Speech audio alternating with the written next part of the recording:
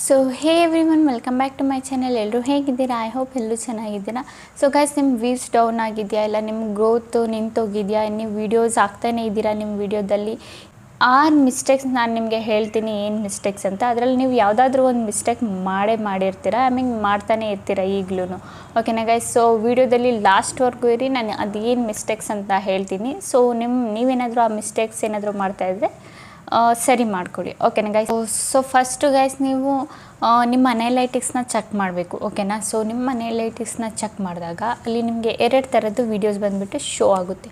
ಒಂದು ಬಂದುಬಿಟ್ಟು ನಿಮ್ಮದು ಏನು ಗ್ರಾಫು ಮೇಲೆ ಹೋಗ್ತಾ ಇರೋದು ನಿಮ್ಮ ವೀಡಿಯೋ, ಡೈಲಿ ಅದು ಡೈಲಿ ವ್ಯೂಸು ಸ್ವಲ್ಪ ಆದರೂ ಬರ್ತಾ ಇರೋದು. ಇನ್ನೊಂದೇನು ಗ್ರಾಫ್ ಕೆಳಗೆ ಹೋಗ್ತಾ ಇರೋದು, ಅದರಲ್ಲಿ ವ್ಯೂಸೇ ಬರ್ತಿಲ್ಲ, ನಿಂತೋಗಿದೆ, ಅಂದರೆ ವೀಡಿಯೋಸ್ ಅದರಲ್ಲಿ ವ್ಯೂಸೇ ಬರ್ತಾಯಿಲ್ಲ, ಡೈಲಿ ಒಂದು ವ್ಯೂನೂ ಬರ್ತಾ ಇಲ್ಲ ಅಂದ್ಕೊಳ್ಳಿ, ಆ ಥರ ವೀಡಿಯೋಸ್. ಸೊ ನೀವು ಫಸ್ಟು ಗ್ರಾಫ್ ಮೇಲೆ ಹೋಗ್ತಿದೆಯಲ್ಲ ಆ ವೀಡಿಯೋದು ನೀವು ಟೈಟಲ್ ಮತ್ತು ಥಂಬ್ನೇಲ್ ನೋಡ್ಕೊಳ್ಳಿ. ಓಕೆನಾ? ಟೈಟಲ್ ಏನು ಇಟ್ಟಿದ್ರಿ, ಥಂಬ್ನೇಲ್ ಏನು ಇಟ್ಟಿದ್ರಿ, ಅದನ್ನು ಫಸ್ಟು ನೋಡ್ಕೊಳ್ಳಿ. ಆ ಗ್ರಾಫ್ ಕೆಳಗಡೆ ಹೋಗ್ತಿರೋ ವೀಡಿಯೋಸ್ಗಳನ್ನ ನೀವೇನು ಮಾಡಬೇಕು, ಈಗ ಎಕ್ಸಾಂಪಲ್ಗೆ ತಗೊಳ್ಳಿ, ಈಗ ನಿಮ್ಮದು ಯಾವುದಾದ್ರೂ ಒಂದು ಕಿಡ್ಸ್ ಚಾನಲ್ ಇತ್ತು ಅಂದ್ಕೊಳ್ಳಿ.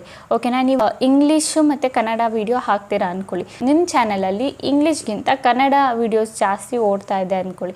ಸೊ ಅದರಲ್ಲೇ ನೀವು ಗೊತ್ತಾಗಬೇಕು, ನಿಮಗೆ ಇಂಗ್ಲೀಷ್ನ ಬಿಟ್ಟು ಕನ್ನಡ ವೀಡಿಯೋಸ್ಗಳನ್ನ ಮಾತ್ರ ಪೋಸ್ಟ್ ಮಾಡಬೇಕಾದ. ಯಾಕಂದರೆ ನಿಮ್ಮ ಆಡಿಯನ್ಸ್ ಏನಿದೆ ಅವ್ರು ಕನ್ನಡ ವೀಡಿಯೋಸ್ನ, ಲೈಕ್ ಕನ್ನಡ ಕಿಡ್ಸ್ ವೀಡಿಯೋಸ್ನ ನೋಡೋಕ್ಕೆ ಇಷ್ಟಪಡ್ತಾ ಇದ್ದಾರೆ ಅಂತ ಅರ್ಥ. ಓಕೆನಾ ಗೈಸ್? ಸೊ ಇದು ಗ್ರಾಫ್ ಒಂದು ನಿಮ್ಮದು ಗೊತ್ತಾಯ್ತಲ್ಲ, ಗ್ರಾಫ್ದು ನಿಮ್ಮದು ಅನಲಿಟಿಕ್ಸ್ ಯಾವ ಥರ ನೀವು ಚೆಕ್ ಮಾಡೋದಂತ. ಸೊ ಈ ಥರ ನೀವು ಆಡಿಯನ್ಸ್ಗೆ, ನಿಮ್ಮ ಆಡಿಯನ್ಸ್ ಏನು ನೋಡೋಕ್ಕೆ ಇಷ್ಟಪಡ್ತಿದೆ ಆ ಥರ ವೀಡಿಯೋಸ್ನ ನೀವು ಪ್ರೊವೈಡ್ ಮಾಡಿ ನಿಮ್ಮ ಆಡಿಯನ್ಸ್ಗಳಿಗೆ. ಓಕೆನಾ ಗೈಸ್? ಸೊ ಎರಡನೇ ಮಿಸ್ಟೇಕ್ ನಮ್ಮದು ಏನಂದರೆ, ಈಗ ನೋಡಿ ಗೈಸ್, ಇಂಪ್ರೆಷನ್ ಏನು ಯೂಟ್ಯೂಬ್ ಕಳಿಸ್ತಾನೆ ಇರುತ್ತೆ, ಬಟ್ ಯೂಟ್ಯೂಬು ಒಬ್ಬರ ಹತ್ರ ಕಳಿಸುತ್ತೆ ನಿಮ್ಮ ವೀಡಿಯೋನ. ಓಕೆನಾ? ಆಗ ಅವ್ರು ನೋಡಿದಾಗ ನಿಮ್ಮ ಥಂಬ್ನೇಲೇ ಅಲ್ವಾ ಫಸ್ಟು ನೋಡೋದವರು. ಗಿಫ್ಟ್ ಪ್ಯಾಕ್ ಮಾಡಿದಾಗ ಫಸ್ಟು ಅವ್ರು ಔಟ್ಸೈಡು ಏನಾದರೂ ಒಂದು ಪೇಪರ್ ಏನಾದರೂ ಚೆನ್ನಾಗಿ ಡೆಕೋರೇಷನ್ ಮಾಡಿದ್ರೇ ಅಲ್ವಾ ಚೆನ್ನಾಗಿ ಕಾಣೋದು. ಆಮೇಲೆ ಅವ್ರಿಗೆ ಮನಸ್ಸು ಬರೋದಲ್ವ, ಇದು ಓಪನ್ ಮಾಡಿ ನೋಡೋಣ ಏನಿದೆ ಗಿಫ್ಟಲ್ಲಿ ಅಂತ. ಸೊ ಫಸ್ಟು ಬಂದುಬಿಟ್ಟು ನಿಮ್ಗೆ ಏನು ಮಾಡಬೇಕು, ಥಂಬ್ನೇಲ್ ಏನಿದೆ ನಿಮ್ಮ ಥಂಬ್ನೇಲು ಅದನ್ನು ಬಂದುಬಿಟ್ಟು ಚೆನ್ನಾಗಿ ಕ್ರಿಯೇಟ್ ಮಾಡಬೇಕು. ಕ್ಲಿಕ್ ಬೈಟ್ ಥಂಬ್ನೇಲ್ನ ನೀವು ಕ್ರಿಯೇಟ್ ಮಾಡಬೇಕು. ಸೊ ನೀವು ಎಷ್ಟೇ ಚೆನ್ನಾಗಿ ವೀಡಿಯೋ ಮಾಡ್ಕೊಳ್ಳಿ, ಓಕೆನಾ, ಅವ್ರ ಥಂಬ್ನೇಲ್ ಚೆನ್ನಾಗಿಲ್ಲ ಅಂದರೆ ಅವ್ರು ಯಾರೂ ಕ್ಲಿಕ್ ಮಾಡಲ್ಲ ನಿಮ್ಮ ವೀಡಿಯೋ ಮೇಲೆ. ಯೂಟ್ಯೂಬ್ ಎಷ್ಟೇ ಇಂಪ್ರೆಷನ್ ಕಳಿಸ್ಕೊಳ್ಳಿ, ಯಾರೂ ನಿಮ್ಮ ವೀಡಿಯೋದಲ್ಲಿ ಕ್ಲಿಕ್ ಮಾಡಲ್ಲ. ಸೊ ಎರಡನೇ ಮಿಸ್ಟೇಕ್ ಏನಂದರೆ, ನಿಮ್ಮ ಥಂಬ್ನೇಲ್ನ ಬಂದುಬಿಟ್ಟು ಚೆನ್ನಾಗಿ ಕ್ರಿಯೇಟ್ ಮಾಡಿ ಆ್ಯಂಡ್ ಕ್ಲಿಕ್ ಬೈಟ್ ಥಂಬ್ನೇಲ್ನ ಕ್ರಿಯೇಟ್ ಮಾಡಿ. ತುಂಬ ವೀಡಿಯೋಸ್ ನಿಮಗೆ ಸಿಗುತ್ತೆ ಯೂಟ್ಯೂಬಲ್ಲಿ ಥಂಬ್ನೇಲ್ ಯಾವ ಥರ ಮಾಡೋದಂತ. ಸೊ ಅಲ್ಲಿ ಹೋಗ್ಬಿಟ್ಟು ನೋಡಿಬಿಟ್ಟು ನೀವು ಥಂಬ್ನೇಲ್ನ ಕ್ರಿಯೇಟು ಮಾಡ್ಬೋದು. ಓಕೆನಾ? ಓಕೆ ಗೈಸ್, ನಮ್ಮ ಥರ್ಡ್ನೇ ಮಿಸ್ಟೇಕ್ ಏನಂದರೆ, ಈಗ ನಿಮ್ಮ ಚಾನಲಲ್ಲಿ ಯಾರು ಆಡಿಯನ್ಸ್ ಇರ್ತಾರೆ, ಈಗ ನಿಮ್ಮ ಸ್ವಲ್ಪ ಅವ್ರದ್ದು ಸಮಯನ ತೆಗೆದು ನಿಮ್ಮ ವೀಡಿಯೋಸ್ಗಳನ್ನ ನೋಡ್ತಾರೆ, ಅವ್ರು ಕಮೆಂಟ್ಸ್ ಮಾಡಿದಾಗ ನೀವು ರಿಪ್ಲೈ ಮಾಡದೆ ಇರೋದು. ಸೊ ಅವರು ಏನಾದರೂ ಕಮೆಂಟ್ ಕೇಳಿದರೆ, ನಿಮ್ಮ ಹತ್ರ ಏನಾದರೂ ಡೌಟ್ಸ್ ಏನಾದರೂ ಕೇಳಿದರೆ ಅವ್ರಿಗೆ ದಯವಿಟ್ಟು ರಿಪ್ಲೈ ಮಾಡದೇ ಇರಬೇಡಿ. ಯಾಕಂದರೆ ಅವ್ರು ನಿಮ್ಮ ಫ್ಯಾಮಿಲಿ ಇದ್ದಂಗಲ್ವಾ. ನಿಮ್ಮ ಚಾನಲ್ನ ಸಬ್ಸ್ಕ್ರೈಬ್ ಮಾಡಿರ್ತಾರೆ, ನಿಮ್ಮ ಚಾನಲ್ ಡೈಲಿ ವೀಡಿಯೋಸ್ ನೋಡ್ತಾರೆ. ನಿಮ್ಗೇನಾದರೂ ಡೌಟ್ಸ್ ಏನಾದರೂ ಕೇಳಿದರೆ ಅವ್ರ ಡೌಟ್ಸ್ನ ಸಾಲ್ವ್ ಮಾಡ್ಕೊಂಡು, ಅವರು ಮತ್ತು ಇನ್ನೊಂದು ಏನಾದರೂ ಈ ಟಾಪಿಕಲ್ಲಿ ವೀಡಿಯೋ ಮಾಡಿ ಅಂತ ಕೇಳಿದ್ರು ಆ ಟಾಪಿಕಲ್ಲಿ ನೀವು ವೀಡಿಯೋನ ಮಾಡಿ ಅವ್ರ ಡಿಮ್ಯಾಂಡ್ನ ಕಂಪ್ಲೀಟ್ ಮಾಡಿಕೊಡಿ. ಓಕೆನಾ ಗೈಸ್? ಯಾಕಂದರೆ ಅವ್ರು ನಿಮ್ಮ ಫ್ಯಾಮಿಲಿ ಇದ್ದಂಗೆ. ಓಕೆನಾ? ನಿಮ್ಮ ವೈಟಿ ಫ್ಯಾಮಿಲಿ ಅಲ್ವಾ. ಸೊ ಯಾಕಂದರೆ ಅವ್ರು ನಿಮ್ಮ ಫ್ಯಾಮಿಲಿ ಥರ, ನಿಮ್ಮ ಚಾನಲ್ನೆಲ್ಲ ಅವರು ಸ್ವಲ್ಪ ಸಮಯ ತೆಗೆದು ನಿಮ್ಮ ವೀಡಿಯೋಸ್ಗಳನ್ನ ಎಲ್ಲ ನೋಡ್ತಾರಲ್ಲ, ಅದಕ್ಕೆ ಗೈಸ್ ಈ ಮಿಸ್ಟೇಕ್ನ ನೀವು ಮಾಡೋಕ್ಕೆ ಹೋಗ್ಬಿಡಿ. ಯಾಕಂದರೆ ರಿಪ್ಲೈ ಮಾಡದೇ ಇದ್ದಾಗ ಆಮೇಲೆ ಅವ್ರು ನಿಮ್ಮ ಚಾನಲ್ನೇ ಬಿಟ್ಟು ಹೋಗ್ಬಿಡ್ತಾನೆ, ನೀವು ರಿಪ್ಲೈ ಮಾಡಿಲ್ಲ ಅಂದರೆ. ಅವ್ರು ಕೇಳಿದ ವೀಡಿಯೋಸ್ಗಳನ್ನ, ಸೊ ಅವ್ರು ನೋಡೋ ಅಂಥ ವೀಡಿಯೋಸ್ಗಳನ್ನ ನೀವು ಮಾಡಿ. ಓಕೆನಾ? ಯಾಕಂದರೆ ಅವ್ರು ಕೇಳ್ತಾರಲ್ಲ, ನಮ್ಗೆ ಈ ಥರ ವೀಡಿಯೋ ನೋಡಬೇಕು ಅಂತ, ಅವ್ರು ಡೈರೆಕ್ಟಾಗಿ ನಿಮಗೆ ಕಮೆಂಟಲ್ಲಿ ಕೇಳ್ತಾರೆ. ಸೊ ಆ ಥರ ವೀಡಿಯೋಸ್ಗಳನ್ನ ನೀವು ಮಾಡಿ. ಯಾಕಂದರೆ ಅವ್ರು ಏನು ಇಷ್ಟ ಇರಲ್ಲ ನಿಮ್ಮ ಆಡಿಯನ್ಸ್ಗೆ, ನೀವು ಆ ಥರ ವೀಡಿಯೋಸ್ ಹಾಕಿದರೆ ಅವ್ರು ಎಲ್ಲಿಂದ ನೋಡ್ತಾರೆ? ಅವ್ರಿಗೆ ಇಷ್ಟ ಆಗಿರೋ ವೀಡಿಯೋ ತಾನೇ ಅವ್ರು ನಿಮಗೆ ಕಮೆಂಟಲ್ಲಿ ಕೇಳ್ತಾರೆ. ಸೊ ಹಾಗಾಗಿ ಗೈಸ್, ಅವ್ರಿಗೇನು ಇಷ್ಟ ಆಗುತ್ತೆ ಅದನ್ನು ಮಾಡಿ. ನಿಮ್ಗೆ ಅಟ್ಲೀಸ್ಟ್ ಮಾಡೋಕ್ಕಾಗಿಲ್ಲ ಅಂದರೂ ಸ್ವಲ್ಪ ಟೈಮ್ ತಗೊಂಡು ಆಮೇಲೆ ಬೇಕಿದ್ರೆ ನೀವು ಅವ್ರ ವೀಡಿಯೋಸ್ಗಳನ್ನ ಮಾಡಿ. ಓಕೆನಾ? ಕಮೆಂಟ್ ರಿಪ್ಲೈ ಮಾಡಿ. ಓಕೆನಾ ಗೈಸ್? ನಮ್ಮ 4ನೇ ಮಿಸ್ಟೇಕ್ ಏನಂದರೆ, ಇನ್ನೊಂದು ವಾಯ್ಸು ನಮ್ಮದು ಚೆನ್ನಾಗಿ ಬರಬೇಕು ವೀಡಿಯೋದಲ್ಲಿ.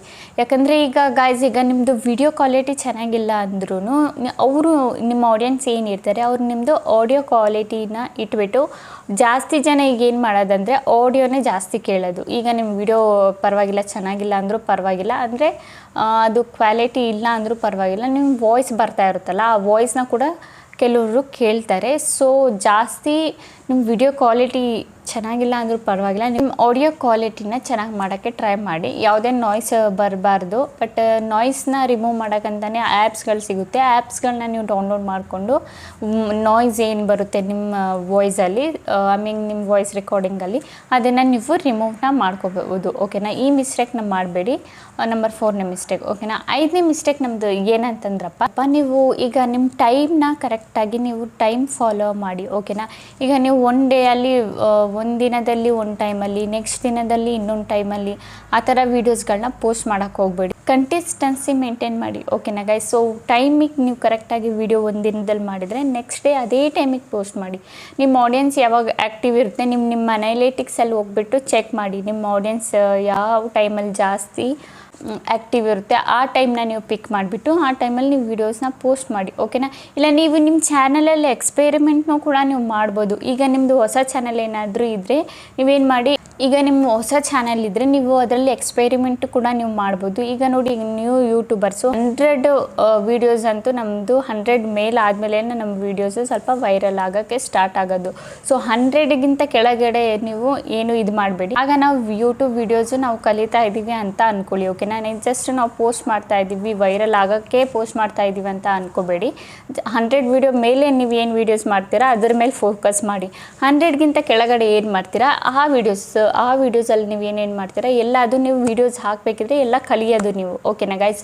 ಆ 100 ವೀಡಿಯೋಸಲ್ಲಿ ನೀವು ಎಕ್ಸ್ಪೆರಿಮೆಂಟ್ನ ನೀವು ಮಾಡ್ಬೋದು. ಓಕೆನಾ. ನೀವು ಬೈ ಚಾನ್ಸು ನೀವು ಟೆಕ್ ವೀಡಿಯೋದಲ್ಲಿ ಏನಾದರೂ ಇಂಟ್ರೆಸ್ಟ್ ಇದ್ದರೆ, ನಿಮ್ಮ ಇಂಟ್ರೆಸ್ಟ್ ಟೆಕ್ಕಲ್ಲಿ ಇದೆ, ನಿಮ್ಮ ವೀಡಿಯೋಸ್ ಬಂದುಬಿಟ್ಟು ನೀವು ಸೂಟಬಲ್ಲು ಟೆಕ್ ವೀಡಿಯೋಸ್ಗೆ, ಬಟ್ ನೀವು ಕಾಮಿಡಿ ವೀಡಿಯೋ ಮಾಡ್ತಿದ್ದೀರಾ. ಓಕೆನಾ. ಆ ಥರ ನೀವು ಮಾಡೋಕ್ಕೆ ಹೋಗಬೇಡಿ. ಏನಂದರೆ ಎಕ್ಸ್ಪೆರಿಮೆಂಟ್ ಮಾಡಿ ನಿಮ್ಮ ಚಾನಲಲ್ಲಿ, ಲೈಕ್ ಟೆಕ್ ವೀಡಿಯೋಸ್ಗಳದ್ದು ಬೇರೆ ಬೇರೆ ನಿಮಗೆ ಯಾವ್ಯಾವ ವೀಡಿಯೋದಲ್ಲಿ ಇಂಟ್ರೆಸ್ಟ್ ಇದೆ ಆ ವೀಡಿಯೋಸ್ದಲ್ಲೆಲ್ಲ ನೀವು ಎಕ್ಸ್ಪೆರಿಮೆಂಟ್ ಮಾಡಿದರೆ ಆಗ ನೀವು ನೋಡ್ಬೋದು ಇಂದು ಯಾವ ಥರ ವೀಡಿಯೋ ನೋಡೋಕ್ಕೆ ಇಷ್ಟಪಡ್ತಾ ಇದೆ ಅಂತ. ಓಕೆನಾ ಗೈಸ್. ಇದೊಂದಾಯಿತು. ಎಕ್ಸ್ಪೆರಿಮೆಂಟ್ನ ನೀವು ಮಾಡಿ ನಿಮಗೆ ಗೊತ್ತಾಗುತ್ತೆ. ಓಕೆನಾ. 6ನೇದು ನಾನು ನಿಮಗೆ ಟಿಪ್ಸ್ ಕೊಡ್ತೀನಿ. ಇನ್ನೊಂದು, ನೀವು ಯಾವ ಕ್ಯಾಟಗಿರಿಯಲ್ಲಿ ವರ್ಕ್ ಮಾಡ್ತಿದ್ದೀರಾ ಆ ಕ್ಯಾಟಗಿರಿ ಅವ್ರನ್ನ ಒಂದು ಸ್ವಲ್ಪ ಜನನ ಫಾಲೋ ಮಾಡ್ಕೊಳ್ಳಿ. ಅವ್ರದ್ದು ನೀವು ನೋಡಿ, ಅವ್ರದ್ದು ಯಾವ್ಯಾವ ಒಂದು ವೀಕಿಗೆ ಅಟ್ಲೀಸ್ಟ್ 1 ವೀಕಲ್ಲಿ 1 ವೀಡಿಯೋ ಆದರೂ ವೈರಲ್ ಆಗೇ ಆಗುತ್ತೆ. ಓಕೆನಾ. ಈಗೊಬ್ಬರು ಚಾನಲಲ್ಲಿ ಈಗೊಬ್ಬರು ಚಾನಲ್ ಇದೆ ಅಂದರೆ ಅವ್ರದ್ದು 7 ಡೇಸಲ್ಲಿ 1 to 2 ವೀಡಿಯೋಸ್ ವೈರಲ್ ಆಗೇ ಆಗುತ್ತೆ. ಅವ್ರದ್ದು ನೋಡಿ ನೀವು ನಿಮ್ಮದು ಕ್ಯಾಟಗಿರಿ ಅವ್ರದ್ದು ಯಾವ ವೀಡಿಯೋ ಬಂದುಬಿಟ್ಟು ವೈರಲ್ ಆಗಿದೆ, ಸೊ ನೀವು ಅದೇ ಥರ ವೀಡಿಯೋನ ಪೋಸ್ಟ್ ಮಾಡಿ. ಅವ್ರದ್ದು ಟೈಮಿಂಗ್ಸ್ನೂ ನೋಡ್ಕೊಳ್ಳಿ, ಅವ್ರದ್ದು ಥಂಬ್ನೇಲ್ನೂ ನೋಡ್ಕೊಳ್ಳಿ. ಸೇಮ್ ನಾನು ಅದೇ ಥರ ಥಂಬ್ನೇಲ್ ಮಾಡಿ ಅಂತ ಹೇಳ್ತಿಲ್ಲ, ಸ್ವಲ್ಪ ಡಿಫ್ರೆಂಟ್ ಇರಲಿ. ಸೊ ಅವ್ರ ಥರ ಥಂಬ್ನೇಲ್ ಮಾಡಿ ಆ್ಯಂಡ್ ಟೈಮ್ನ ಮೇಂಟೈನ್ ಮಾಡಿ. ಅವ್ರು ಯಾವ ಟೈಮಲ್ಲಿ ಬಂದುಬಿಟ್ಟು ವೀಡಿಯೋನ ಪೋಸ್ಟ್ ಮಾಡ್ತಾರೆ ಆ್ಯಂಡ್ ಅವ್ರದ್ದು ವೀಡಿಯೋದು ಎಷ್ಟು ಲೆಂತ್ ಇದೆಯಾ, 7 ಮಿನಿಟ್ ಇದೆಯಾ, 8 ಮಿನಿಟ್ ಇದೆಯಾ, ಅದನ್ನೆಲ್ಲ ಫಾಲೋ ಮಾಡಿ ತುಂಬ. ಓಕೆನಾ ಗೈಸ್. ಇದರಲ್ಲಿ ಯಾವುದಾದ್ರೂ ಮಿಸ್ಟೇಕ್ಸ್ಗಳನ್ನ ನೀವು ಮಾಡ್ತಾಯಿದ್ರೆ ಬೇಗನೆ ಸರಿ ಮಾಡ್ಕೊಳ್ಳಿ. ಓಕೆನಾ ಗೈಸ್. ಸೊ ವಿಡಿಯೋ ಇಷ್ಟ ಇದ್ದರೆ like and comment and subscribe ಮಾಡಿ. ಇದೇ ಥರ ಇನ್ಫಾರ್ಮೇಟಿವ್ ವಿಡಿಯೋ ನಾನು ನೆಕ್ಸ್ಟ್ ಟೈಮ್ ತೊಗೊಬರ್ತೀನಿ. ಅಲ್ಲಿವರೆಗೂ ಬಾಯ್ ಬಾಯ್ ಗಾಯ್ಸ್.